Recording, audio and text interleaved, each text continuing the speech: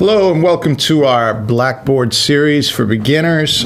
Today we're covering something pretty damn important. We're going to cover how to buy or just get how to buy your first Bitcoins. Now, this is for two reasons. One, you just want some Bitcoins. You've gotten excited by the whole process and you want to jump in, or you want to learn more. So the best way to learn is not watch these videos or read up online. Just buy a little bit. You can buy under a penny's worth. Well, it's hard to buy, but you could have a friend send you under a penny's worth and you could put it in one wallet. You could open up 100 wallets and move it around and see how it all works, see how stable it is, see whether you lose or have made money. Getting your feet wet is one of the best reasons to get your first Bitcoin. So how to buy or get your first Bitcoins. And remember, you can jump in the system for less than pennies. You don't have to give anyone a credit card. You don't have to tell them your name, your address, or anything. You can get in as easily as you would email. In fact, easier. You don't have to provide any information at all. So this could be titled, How to Get Your Feet Wet. Or maybe even just dive in entirely, right? And remember that you can, you can get your feet wet for next to nothing, right? So for 0.1 pennies of American dollars, you can already have a Bitcoin account and play around moving stuff around. You can divide that up into much smaller units even. So you can get started really easily. Now, one thing that's worth mentioning right now is if you're getting your feet wet, if you're moving to this, one thing that concerns most people is that you aren't actually holding the Bitcoins. You will never hold an actual Bitcoin, despite all the logos and everything you see in all these coins. You will never hold a Bitcoin. And for a lot of people, there's a big leap, right? This seems like a scary move. But, you know, if some crazy Martian came down right now and dropped a rule on you, they said, you as an American or European or someone in a very modern community, you can never use cash again. You'd be like, well, that's not the world's biggest punishment, because most of the transactions you make right now are not cash. So this is an internet statistic, so I don't know how much it means, but 97% of all transactions, not the Bitcoin one, but of all transactions made in the U.S. today, in the USA, are digital. All right, if you make interest on your bank account, does your bank account send you actual coins or dollars? No, they don't send you anything. They just blip up a little digital counter, right? If you go to the coffee shop and you pay with your debit card, right, or your credit card, right? These are digital transactions, right? These are entirely digital. In fact, mostly now, if you get a loan from the bank, you don't walk out with a bag of money, right? They go blip, blip. And the computer adds more money. It's not like back in their safe. They take a bag out and put it in a special storage. It's all digital. All right. So digital transactions are really a current thing, and cash turns out is kind of annoying, as most of you know. Cash is annoying, right? So if someone hands you, like, say the bill is $1, right? Then they hand you back 99 cents, or you had a 20. So you get $18.99, right? You got to carry that around. It actually weighs something. It's kind of annoying, and it's dirty, right? So someone has a cold, blowing their nose, who God knows what, that sits there in the porous of your paper, right? It even sits on a metal coin, right? The rhinovirus travels better than any disease on earth. All right, so cash is annoying. So working with digital currency is something, actually, we all do, and we're all familiar with, right? So is now.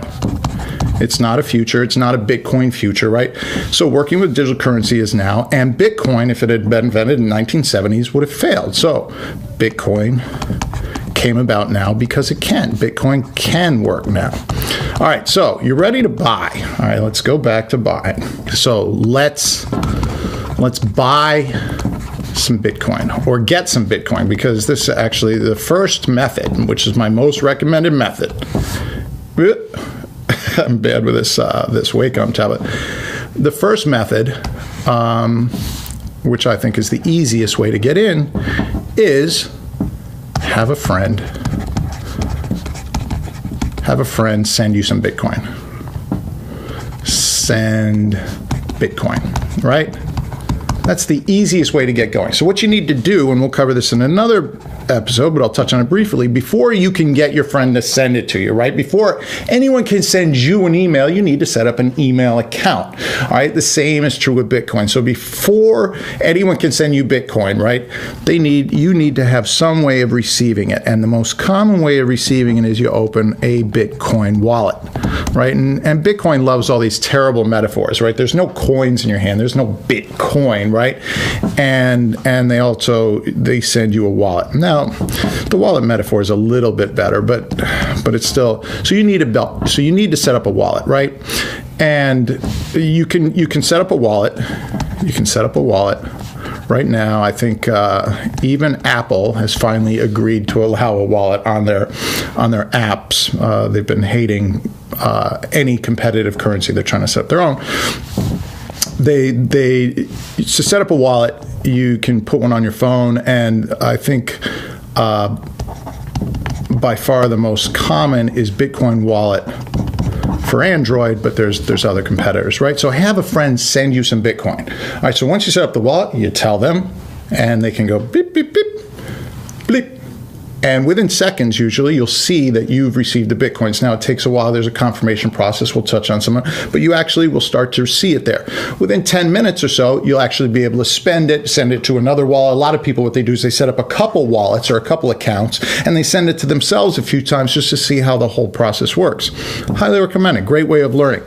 So, a friend sends you some Bitcoins. And I highly recommend, and I've done this a ton, is you look at an area which might not have many people using Bitcoin. You think they might need it. My wife is Ugandan, right? So I send Bitcoins to her family, right? And it's a great adventure for them figuring out how they can use it and all that. I've sent it to friends that I met in Egypt, elsewhere. Send small amounts, right? To her brother, I sent a larger amount, but normally I'll send $2 or $3, and it gets just enough to get people excited, start to use it and understand it. So not only will you learn, but your friend is usually excited to send you some amount of Bitcoins. The number 2 best way, if you're American, is to go on to Coinbase.com. Now, Coinbase is a company, all right? And their big idea is they will profit off of you wanting to switch money. They're an exchange, right? And exchanges exist in every type of currency that you can imagine. So you can exchange dollars to euros, and you'll pay the exchanger money for the exchange. So exchange companies make money. Coinbase typically takes on the order of 1%. That's pretty damn good as exchangers go. All right, so they're going to take 1%. So if you've got $101 and you send that to them, they'll give you $100 worth of Bitcoin at their exchange rate. I like Coinbase. I use Coinbase a lot. For many people who have Visa cards, you can actually do instant buys, whereas most of the other exchanges, you have to send them a wire transfer. They'll wait till the bank thing clears, and then they'll give you your Bitcoin. So it takes a number of days. If you don't have a Visa card, even on Coinbase, it takes 5 or 6 days to do the turnaround. And Coinbase will ask you for a lot more details, right? Your friend, when you set up a wallet, you don't need to put in information. Coinbase does remove some level of anonymity. So if you're up to illegal stuff, maybe Coinbase is not your best option. But if you're not worried about that sort of thing, Coinbase might be the best way to get started. And then if you are doing illegal stuff, not recommended, set up another account somewhere else and send the money over to that.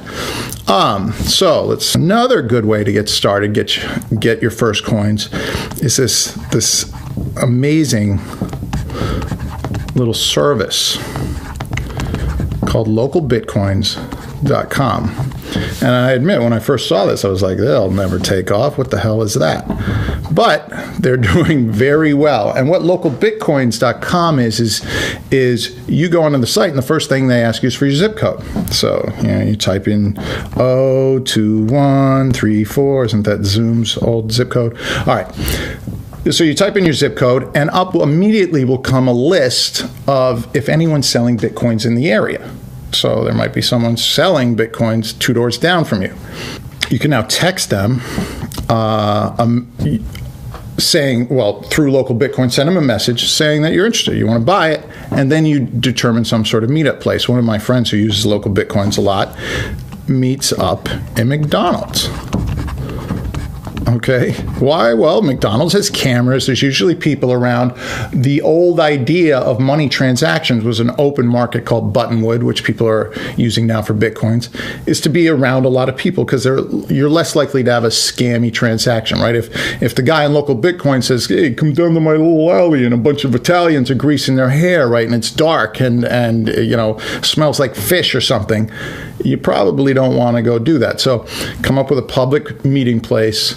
And what you'll do is you'll have set up a wallet. So remember that before you deal with them, definitely try and set yourself up a Bitcoin wallet, right? On your phone or on your computer, but you'll have to have internet access where you go. And McDonald's usually has internet, right? So you set up your Bitcoin wallet, you go meet them. And then you want to watch as the transaction takes place. So they'll probably ask you to bring cash. So you bring, say you want to buy 1 Bitcoin. So today it's 170 something. You bring $170 and you'll be sitting there and you'll hand it to him and he'll beep, beep, beep. And you should see a flash of receiving those Bitcoins right there. And then, in all fairness, you probably want to wait till you get your third confirmation, which takes about 10 minutes. So have a little coffee, chat the guy up a little bit. A lot of people don't even wait for it. I don't even wait for the confirmation on a small amount like that. But, you know, if you want to be really sure, you wait for the third confirmation, which is Bitcoin's transaction server basically saying this transaction is final. So he can't call it back or he can't double spend or cheat you in any way. Okay, once that's on there and it's confirmed, he has no access to those funds. He doesn't even really know too much about who he sent them to or how. It only appears on your phone. Once that's done, you can part ways. If you want to make a receipt, some people do a bill of sale. You can do that.